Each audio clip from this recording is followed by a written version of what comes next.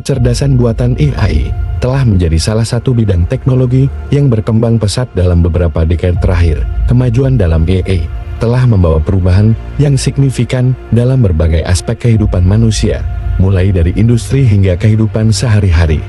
Salah satu konsep utama dalam AI adalah mesin belajar yang memungkinkan sistem untuk belajar dari data tanpa perlu diprogram secara eksplisit.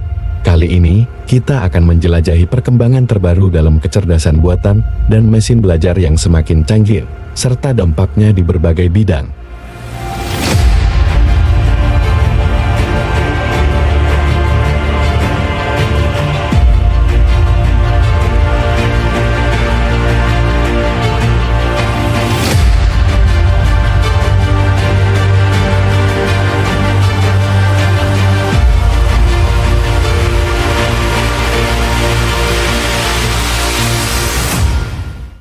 Salah satu aspek penting dalam kemajuan AI adalah mesin belajar yang semakin canggih. Mesin belajar memungkinkan sistem untuk belajar dari data yang ada dan meningkatkan kinerjanya seiring waktu tanpa perlu pemrograman manual yang terus-menerus. Beberapa perkembangan terbaru dalam mesin belajar meliputi transfer learning. Transfer learning adalah teknik di mana model yang telah dilatih untuk satu tugas dapat digunakan sebagai dasar untuk mempelajari tugas lainnya. Hal ini memungkinkan penggunaan kembali pengetahuan yang sudah ada dan mempercepat proses pembelajaran pada tugas-tugas baru. Reinforcement learning. Reinforcement learning adalah paradigma pembelajaran di mana agen belajar melalui interaksi dengan lingkungannya. Sistem ini menerima umpan balik dalam bentuk hadiah atau hukuman sesuai dengan tindakan yang diambilnya, sehingga memungkinkan pembelajaran tindakan optimal dalam situasi yang kompleks. Generative Adversarial Networks atau GNS. GNS adalah model pembelajaran yang terdiri dari dua jaringan yang saling bersaing, generator dan diskriminator. Generator mencoba untuk membuat data yang mirip dengan data pelatihan, sementara diskriminator berusaha membedakan antara data yang asli dan data yang dihasilkan oleh generator. Proses kompetisi ini menghasilkan pembelajaran yang lebih baik dan generasi data yang lebih realistis. Perkembangan dalam kecerdasan buatan dan mesin belajar memiliki dampak yang luas di berbagai bidang, termasuk industri. Di sektor industri, AI digunakan untuk otomatisasi proses, peramalan permintaan, pengoptimalan rantai pasokan, dan pengembangan produk baru. Hal ini membantu perusahaan meningkatkan efisiensi operasional dan mengurangi biaya produksi. Kesehatan.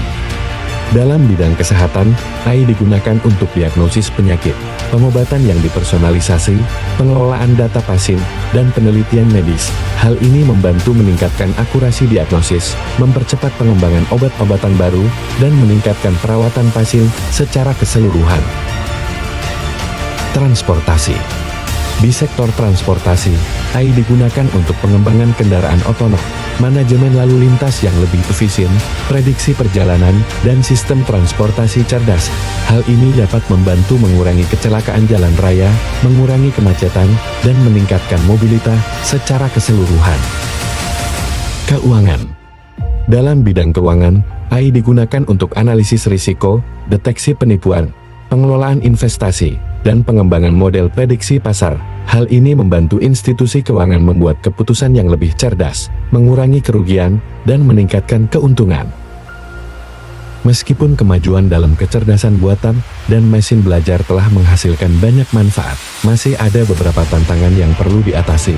Salah satunya adalah kekhawatiran tentang privasi data dan etika penggunaan AI dalam pengambilan keputusan yang mempengaruhi kehidupan manusia. Namun, ada juga peluang besar untuk terus mengembangkan AI menjadi lebih baik lagi.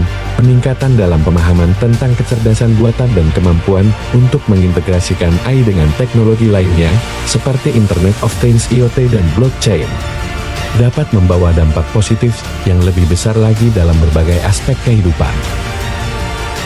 Perkembangan dalam kecerdasan buatan dan mesin belajar telah membawa perubahan yang signifikan dalam berbagai bidang.